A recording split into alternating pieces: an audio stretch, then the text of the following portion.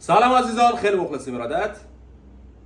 ببینید میمون نسبت به تلویزیون نگاه کنید، فکر میکنه واقعیه و داخلش انگار آدم‌هایی هستن اونجا دارن بازی میکنن یا غذا میخورن یا هر چی. میخوام امروز امتحانی، خودم این کارو نکرده بودم تا حالا، میخوام براش کانال آشپزی و غذاخوری بزنم و ببینیم ریاکشن مارسل نسبت به این موضوع چیه. اوکی بریم به اینجا. And the secret to this pudding's moorish texture is fillet.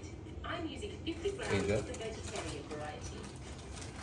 What happens is when it's there and it's steamed, those little bits of fat will melt and create گوش و حواسش به تلویزیون. آفرین بایستا. Make the well-in mixture and pour in 150 ml of milk before bringing the dough together with a knife. And the trick here is not to work the dough. It's quite tempting to just get in and knead. But what we don't want to do is we don't want to develop the gluten in here. Otherwise what you get is like a weird stretchy jam roly-poly. And roll it out into a rectangle. گوش و حواسش به تلویزیون. Whack a load of jam in there. چون داره خوراکی نشون میده. I'm going to use 100 grams of fresh raspberries. I just want to give it a bit of a kind of lift. I just gently crush the fruit with a fork. This is one of my favorite smells. It hits you in the face. I love that smell. So fresh. Add a tablespoon of sugar and the zest of an orange. نه. I've got some foil Benji. lined with baking بیا. paper that I've greased at the top. بیا بسر. I'm gonna put it seam side down. به اینجا. لباس بپوشی؟ بپوش. آفرین. This is gonna steam and expand. The water-filled tray has been working its magic in the oven. Look up with all that steam. چه کاری؟ Quickly, we're losing it. The roly-poly needs an hour to steam and bake. An indulgent pudding like this is a great way to spoil someone special. Let's get it out, let's get it out. Okay, time to open this thing up. آفرین آفرین. دست بده. Definitely smell garlic. در توتونی. When it's steamed, it's like the way it's soaked Yeah. melting it, it's like the texture is ready and a bit roly-poly. A sprinkling of crunchy caster sugar will contrast perfectly with the super soft pudding. چه کاری When آخه؟ I first made a Japanese pudding, I asked my husband how چه کاری آخه؟ it to be, and I gave him the thinnest slice. نه. Disgusting. A big نه بیا اینجا. chunk. بیا اینجا بسر. Got the lovely swirl in the middle, and those raspberries that we crushed in there have turned into jam. There's only one possible thing you can have with this, and it's good old-fashioned custard. This kind of pudding is not a table and chair type situation. No. You've got to put your feet up, get yourself on the sofa, because that's exactly where I'm going. And there it is, my jam roly-poly, filled with fresh raspberries, wrapped in a comforting vanilla-scented blanket. Just the thing for an extremely indulgent night in. I can see why Adele loves this so much. Just the steamed, soft pudding and the raspberries and then the hot custard. It's like some things are just meant to be together. And this is one of those. You need to snuggle up on the couch with your big steaming bowl of jam roly-poly and custard. And not one husband in sight. All for me. داره پاکسازی میکنه اینجا رو. My favorite lavish sweet treats has to be eclairs. And some of the most scrumptious I've seen are تنها made by برنامه‌ای که a مارسل یکم French میشینه pastry chef, نگاش میکنه. Pratt. اول پیک بلایندرزه که فکر میکنه اونا مثلا دوستاشن یا رفیقاشن. اونجا اعتماد میکنه و از تنهایی نمیترسه. Joaquin's love of Danger. choux pastry plus his wild Danger. imagination has seen him take the eclair into uncharted territory. The choux is Danger. like very old and traditional French pastry, but the thing is Offering. to make modern desserts. You can really play with the shape, you can play with the colors. For the past 5 years, his stunning edible creations have been sold in a handful of specialist eclair shops, and his success starts Yeah. with perfecting the pastry. چی بود؟ بده من. The choux pastry. اینجا؟ نه. The milk, the butter. اونجا نه. I'm gonna bring به اینجا. the boil. مارسل. Once it's boiling, we put it in the machine. مارسل بیا اینجا. grew up with my big Nah. brother and my mother, only the three of us. My Danger. mother was working really hard, so everybody had to do something in the house. So me, I went in the kitchen because I like that. Danger. So I got the eggs. So we're gonna pour it very slowly. If I pour it too fast, the dough is gonna lose strength, so it's gonna be too soft, and I won't be able to pipe the eclair. جون. So that's it.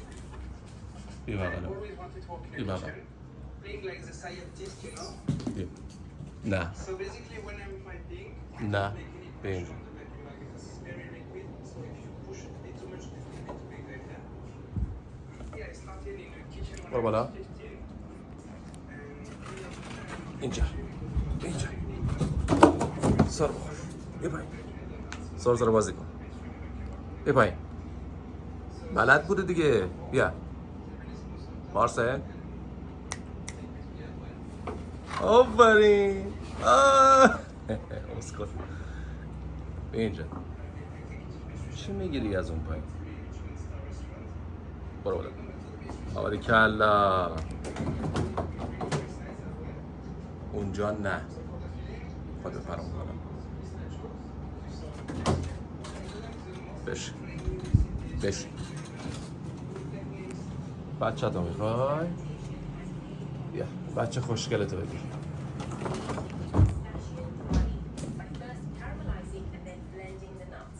so this is the بیار بشین اینجا. بیا اینجا. gonna make the balance. It's gonna give some acidity. بیا اینجا بسر. The vanilla cream layer. آفرین. It's like I really love doing it. بچه تو بیا. آفرین. جون. اخت. Very اخت. creative in اخت. pastry, and you have no limit. خوراکی داده بچت. Just making it with some بیا. berries, بیا. coriander cress. I love using fruit and herbs together. بچه تو بغل کن. It works بغل very کن well. بچه تو. اوه دو جون منه. Just gonna put the بچه raspberry خوشگل compote, منی. seed of the raspberry. تو ناز منی. So that's it. Now they finish. So I'm quite happy with them. They look cute, nice, and fresh. It's really fun doing something indulgent for me.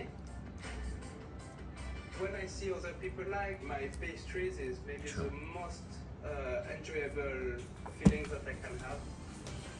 I've never loved the look of an eclair more. Like skill and creativity are mind-blowing.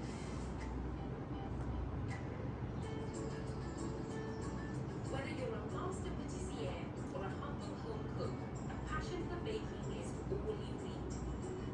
Sometimes Sure. I want to make a dessert Yeah. that's guaranteed. بیا بذاریم. آفرین. Are so beautiful, they blow بشو. my mind بیا بغل بابا. every time I make them. بیا بغل بابا. These exotic pastries filled with fragrant orange cream are آفرین. drenched in a cardamom and saffron syrup crowned with خدا crunchy خدا. pistachios. نه.